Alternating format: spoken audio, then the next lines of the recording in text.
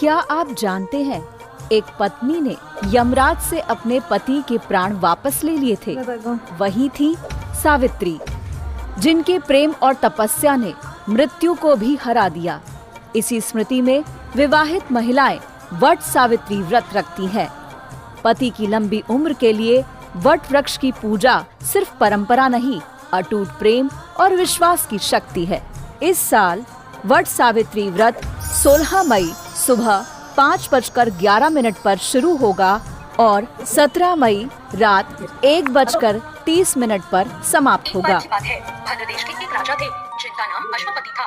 भद्र देश के राजा अश्वपति के कोई भी संतान नहीं थी। उन्होंने संतान प्राप्ति के लिए मंत्रोच्चारण के साथ प्रतिदिन 1 लाख आहुतियां दी। 18 वर्षों तक उन्होंने यही क्रम जारी रखा। इसके बाद सावित्री देवी ने प्रकट होकर उन्हें वर दिया कि हे राजन, तुझे एक तेजस्वी कन्या पैदा होगी। सावित्री देवी की कृपा से जन्म लेने के कारण कन्या का नाम सावित्री रखा गया। कन्या बड़ी होकर बेहद रूपवान हुई। उसके लिए योग्य वर न मिलने की वजह से उसके पिता दुखी थे। उन्होंने अपनी कन्या को ही स्वयं वर तलाशने को भेजा। सावित्री तपोवन में भटकने लगी। वहाँ साल्व देश के राजा घुमसेन रहते थे, क्योंकि उनका राज्य किसी ने छीन लिया था। उनके पुत्र सत्यवान को देखकर सावित्री ने पति के रूप में उनका वरण कर लिया।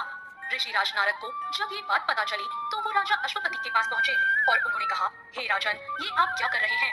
सत्यवान बहुत गुणवान है, धर्मात्मा है और बलवान भी है, लेकिन उनकी आयु बहुत छोटी है। वो अल्प आयु है। आज के 1 वर्ष के बाद ही उनकी